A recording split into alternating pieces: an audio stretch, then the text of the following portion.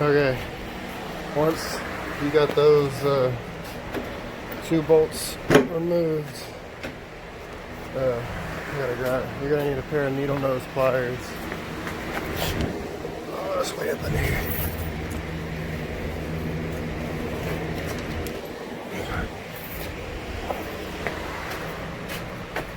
And so yeah, I broke that loose. Now it's free.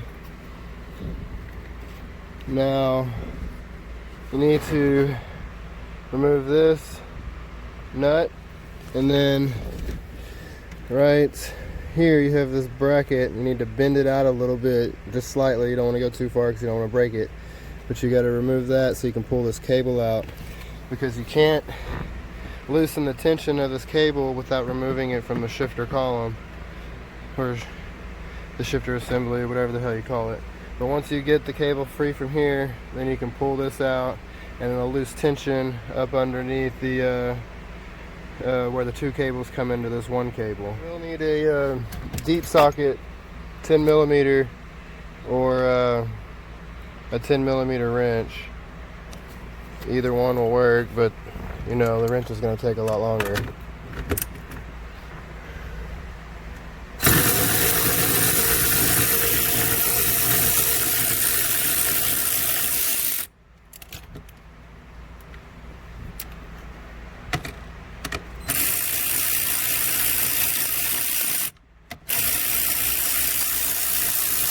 Okay, once the nut's removed, move it out of the way. Go to here. Bend this tab out just a hair.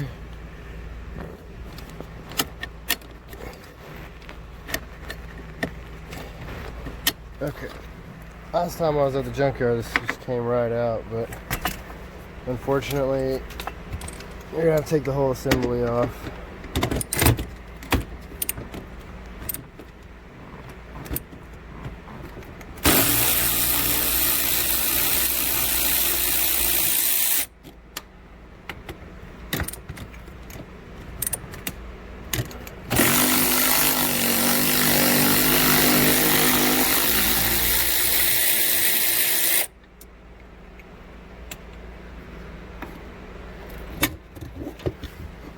Okay, once you get that out, you can kind of turn it like so and push this wire out like that. Pull it out from around that round thing, and then it's hard to do one hand.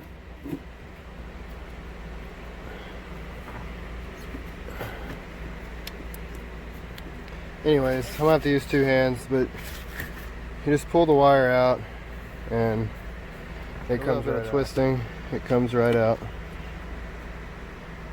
And then just drop it down like so. Okay, once you have that cable pushed through the body of the car, you can come to here and remove the spring.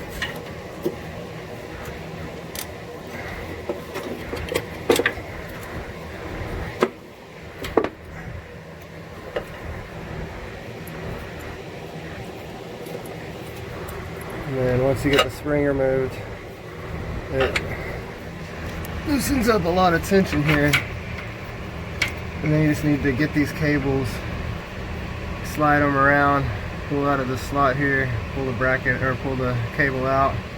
Same thing on the other side. Once you pull the cables out of that bracket, then you're gonna have where they at? Those two bolts to take off, and then you gotta follow the cable.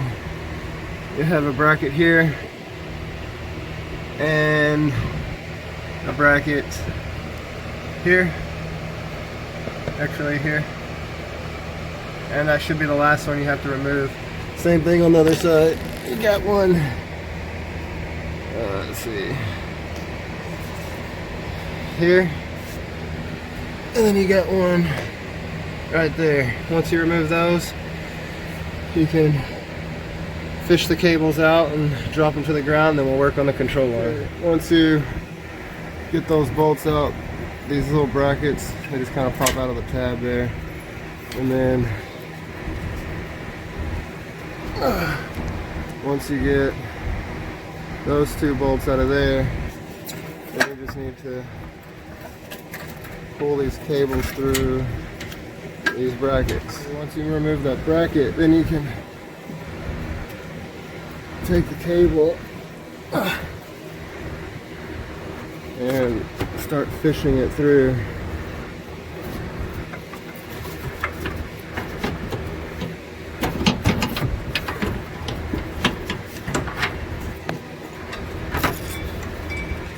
Same thing on this side.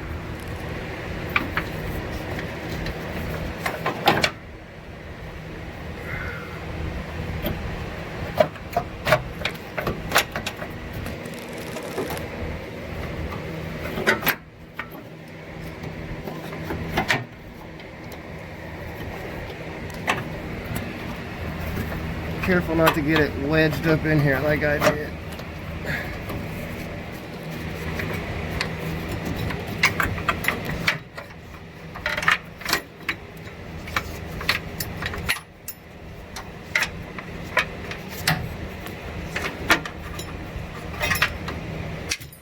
Okay, on the rear trailing arm, you're gonna just loosen this bolt here.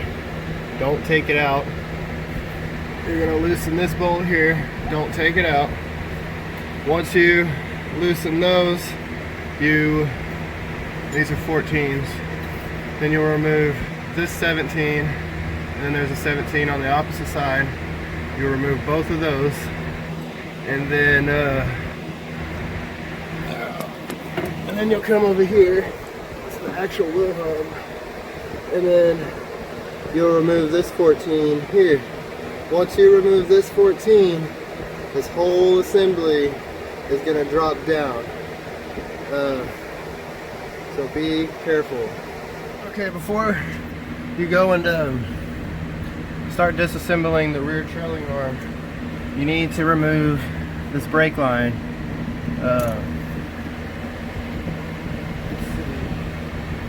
You're removing this brake line. It is a 10 millimeter. But I highly recommend using a line wrench, because if you don't, you potentially risk stripping this brake line. It's very fragile and strips very easy. You can use line wrenches, or you can use a line socket, which is what I have because I can't find my wrenches, but this works the same way. Just slips on like so, and then you stick your ratchet on the top of it, and then you just twist it off like a wrench. But what I recommend doing though, because once you remove this, it's gonna start dumping fluid out. If you have something to plug up this, that's ideal. If you don't, it's probably ideal to put a drain pan up underneath to catch the mess, because brake fluid, you know, is it's very potent to paint and things like that, so you don't want it all over the place. I forgot to mention, when removing this brake line here, you have this little tab. They sell a special tool to remove it, but you can actually you have to remove this first before you remove the line. So remove the tab and then you remove the nut. But you don't have to have a special tool. You can take a pair of needle nose pliers and just clamp it here and clamp it over here, and it will pull the tab towards you and it'll pull it off. Let's see if I can show you here. See how it popped out?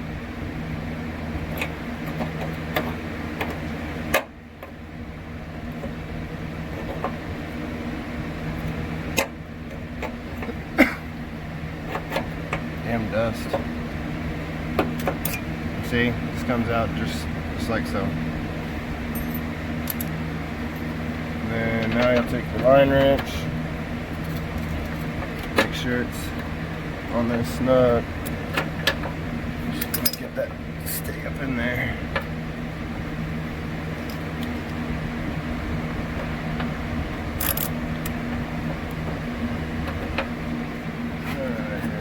have to use two hands because normally this will stay in, but mine's pretty loose and it's not staying. Broke loose, now you're just gonna twist this out. And like I said, fluid's gonna go everywhere, so it's ideal to have a pan if you can't plug it like I can't. And just let that drip into the pan. Pull this line down. Okay. Now we will go and work on the trailing. Okay, before you go and start loosening this bolt here and this bolt here, I like to do this on all of them because it's going to be a pain in the ass to be able to align this back up right. So what I like to do is grab a marker and kind of outline the bolt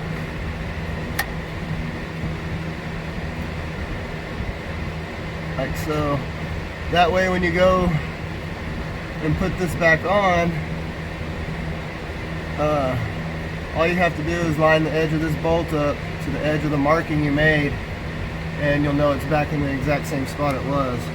Which in actuality you don't have to do it to this, but this is just to this one because you're just loosening it.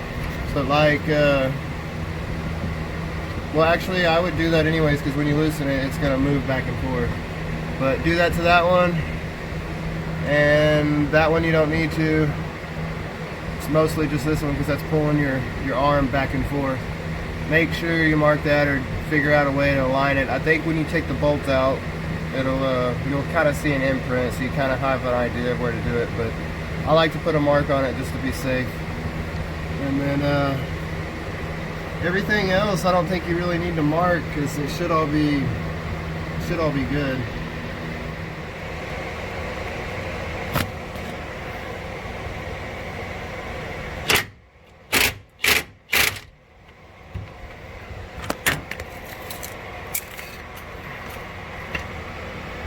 That back one right there, you have to get it from the back side here. So what I like to do is use a wrench. Oh, yeah.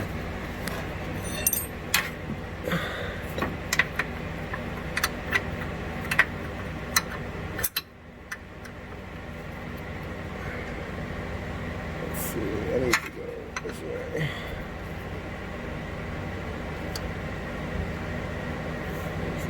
Yeah.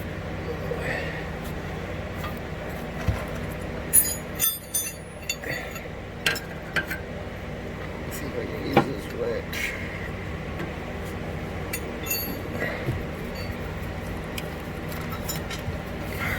Okay, once you remove those two 17s that hold off this, which you can see this is blown, it should not be moving back and forth like that, which the one I got, it's not very much better, but it'll hold till I get some aftermarket bushings.